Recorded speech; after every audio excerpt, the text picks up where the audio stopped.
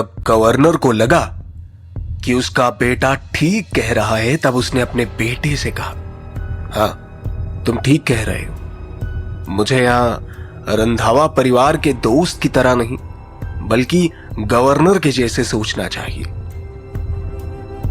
अपनी गलती रियलाइज होते ही मिस्टर आहूजा ने अपने स्टाफ को ऑर्डर देकर पुलिस की एक टीम बुलाने के लिए कहा। अब उसका एटीट्यूड और सोचने का तरीका बिल्कुल बदल चुका था। जैसे ही विनीता रंधावा ने गवर्नर की बात सुनी, उसके चेहरे का तो रंग ही उड़ गया। उसे समझ नहीं आ रहा था कि अब वह क्या करे। वे बस अब अपने हाथों को जोड़ते, मुट्ठी बांधकर इधर उधर किसी तरीके से अपने बेटे को बचाने की कोशिश कर रही थी। वो इस वक्त आर्य को गुस्से से ऐसे देख रही थी जैसे वो तुरंत उसे 2 टुकड़ों में काटकर उसका सर उसके शरीर से अलग कर देगी। नहीं नहीं गवर्नर साहब, मैं थोड़ी देर के लिए परेशान हो गई थी। मेरा मकसद बिल्कुल भी आर्य को गलत ठहराना नहीं था। मिसेस विनीता रंधावा ने जल्दबाजी में कहा, जब उसे लगा कि शायद वो गवर्नर सचमुच उसके बेटे को पुलिस की कस्टडी में ले लेगा।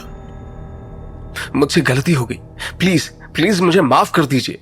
और रंधावा परिवार को तो आप कई सालों से जानते हैं, इसी नाते आप मुझे माफ कर दीजिए, क्योंकि ये सब करने पर मेरा बिल्कुल भी इरादा नहीं था ये सब करने का। मिसेस रंधावा ने गवर्नर और आर्य से माफी मांगते हुए कहा, governor sir. Mrs Vinita Randhawa ने एक बार फिर से कहा, आप मेजर को यहां पर क्यों नहीं बुलाते और उनके सामने ही इस गुनाह का फैसला कीजिए। मिसेस विनीता रंधावा ने गवर्नर को नया आइडिया देते हुए कहा। मेजर की बात सुनकर अब आर्य के चेहरे का रंग उड़ गया, लेकिन इससे पहले कि वो कुछ कह पाता, गवर्नर का भी चेहरा अजीब सा हो गया और फिर उसने विनीता रंधावा को जवाब देते हुए कहा, मिसेस विनीता रंधावा, मुझे पता है कि इस केस को आप जहां चाहे वहां लेकर जा सकती हैं, लेकिन अगर आप चाहती हैं कि इस केस को मैं हैंडल करूं, तो इसमें मैं नहीं चाहूंगा कि किसी मेजर या मिलिट्री का इंटरवेंशन हो। जब आर्य ने मिस्टर आहूजा का चेहरा देखा तो उसे समझ आ गया कि उसका आज का तो आधे से ज्यादा काम हो चुका है। भोपाल एक बहुत बड़ा शहर था और वहां पर जो रूलिंग मेंबर्स थे उनके पास ज्यादा ताकत होती थी, ना कि कोई पुलिस या फिर मिलिट्री के पास। इसी बात से गवर्नर थोड़ा चिढ़ गया था कि विनीता रंधावा ने गवर्नर को छोड़कर मिलिट्री के साथ इस केस को हैंडल करने की बात की। अब तो गवर्नर ने भी ये बात ईगो पर ले ली थी कि अगर मिसेस रंधावा इस बात को मिलिट्री तक भी लेकर जाती है तो वो किसी भी मामले में पीछे नहीं हटेगा और रंधावा परिवार की गलती साबित होने के बाद उसे सजा भी दिलवाएगा। असल में बात एक और है। मिलिट्री के जो हेड थे, जिनका नाम अभिमन्यु चंदेल था, उनकी और गवर्नर वीरेंद्र आहूजा के साथ में बनती नहीं थी। उसके पीछे भी एक अलग कहानी थी और वो दोनों एक ही बैच के पास आउट थे और एक ही स्कूल में पढ़ते थे। वे दोनों एक दूसरे को अच्छे तरीके से जानते थे, इसलिए वीरेंद्र आहूजा नहीं चाहता था कि मेजर अभिमन्यु चंदेल इस मामले में अपनी टांग अड़ाए। इतना बोलने के बाद मिसेस रंधावा चुप हो गई, क्योंकि उसे पता था कि उसने मिस्टर वीरेंद्र आहूजा को बहुत ही ज्यादा नाराज कर दिया था। अब तो वो रंधावा परिवार का नाम इस्तेमाल करके भी अपने और आहूजा परिवार के रिश्ते को सही नहीं कर पाएगी। लेकिन वो भी बेचारी मजबूर थी। अपने बेटे की ऐसी हालत को देखते हुए उसे रहा नहीं है। इसलिए इसने जानबूझकर यहां पर मिलिट्री के लोगों को शामिल करने को कहा ताकि उसे थोड़ा समय और मिल सके और वो अपने बेटे को बचाने का रास्ता निकाल सके। उसके बाद फिर उसने गवर्नर से कहा, मिस्टर आहूजा, मैं जानती हूं कि मैं गलती कर रखी हूं, लेकिन मेजर अभिमन्यु चंदेल ने रुद्र को हमेशा अपने भांजे जैसा माना है। क्योंकि अब यहां इतनी बड़ी बात हो गई है तो मुझे लगता है कि अगर हम उनको इन सारी बातों की जानकारी नहीं देते तो ये गलत होगा। जैसे ही मिसेस रंधावा ने अपनी बात पूरी की, आर्य भी जोर से सुकून की सांस लेने लगा और साथ ही उसकी हंसी भी छूट गई। आर्य को ऐसा देखकर मिसेस रंधावा को बहुत गुस्सा आया। फिर उसने आर्य को घूरते हुए उससे सवाल किया, ऐसी क्या बात हो गई? क्या मैं यहां पर तुम्हें कोई जोक सुना रही हूं? नहीं ना? तो फिर तुम हंस क्यों रहे हो? मिसेस आहूजा ने फिर से आर्य से सवाल करते हुए कहा, मैं तो बस आपकी बेवकूफी और नासमझी पर हंस रहा हूं। आर्य ने मिसेस रंधावा का मजाक उड़ाते हुए कहा कि तुम क्या बकवास कर रहे हो?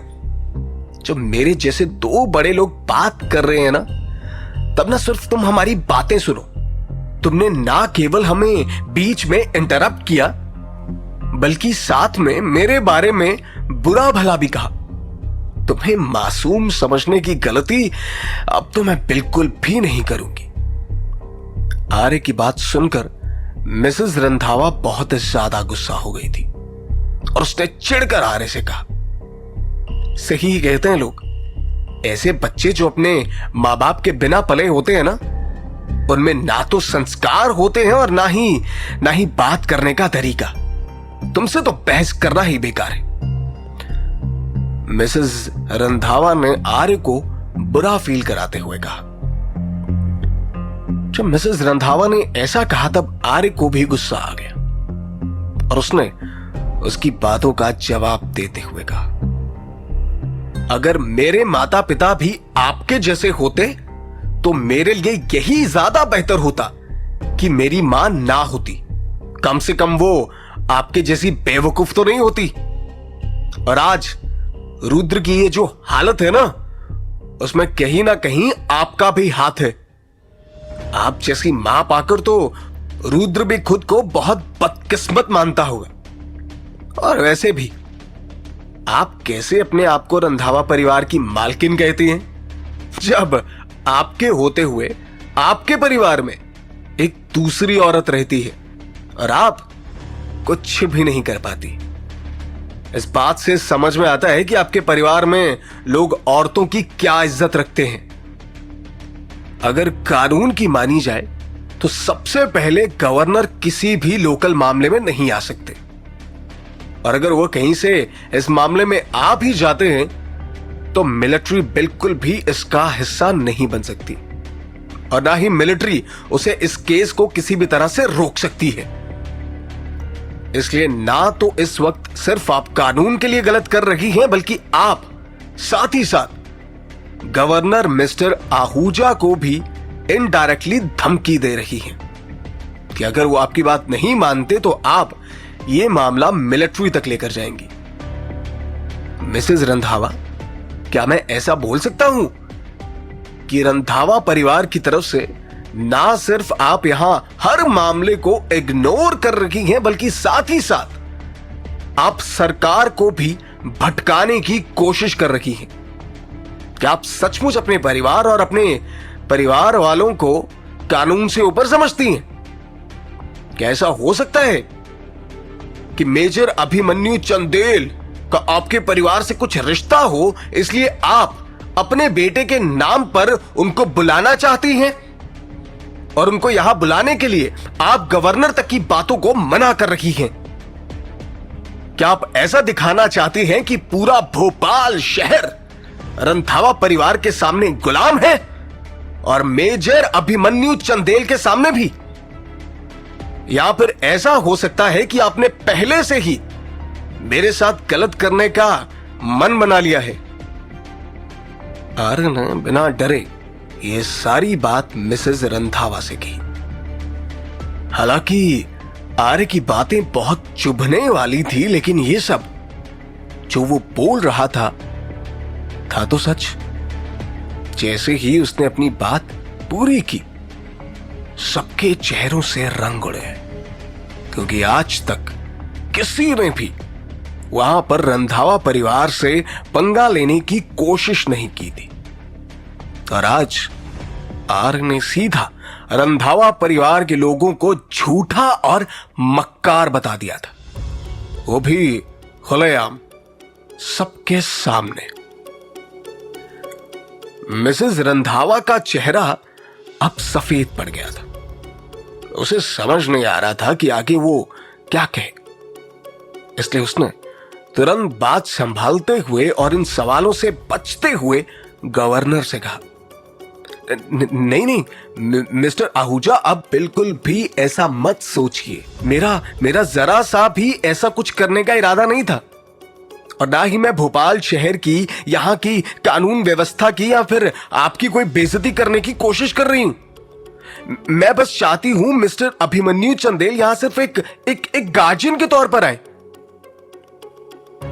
अब इस बात से कोई फर्क नहीं पड़ रहा था कि मिसेस रंधावा ने किस तरीके से इस मामले को सुलझाने की कोशिश की थी, लेकिन अब सब कुछ बहुत खराब हो चुका था और वो चाहकर भी उसे नॉर्मल नहीं कर पा रही थी।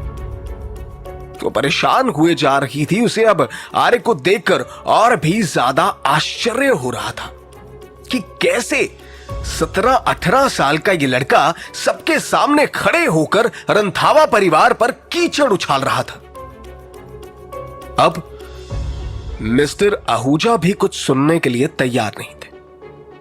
उन्होंने एक बार फिर आर्य की तरफ मुड़कर देखा और सीरियस एक्सप्रेशन देते हुए इनडायरेक्टली उसकी तारीफ की, और फिर उसने मिसेस रंधावा की तरफ देखते हुए कहा, ठीक है, मैं आपकी बात समझ गया, लेकिन अब आपको कुछ बोलने की जरूरत नहीं है। अब जो भी फैसला होगा कोर्ट में होगा, यहां पर मैं भी कुछ नहीं सुनूंगा। गवर्नर की बात सुनकर रुद्र की मां, उनके होश उड़ गए। उसे अब समझ नहीं आ रहा था कि वहां अब वो आगे क्या जवाब दे।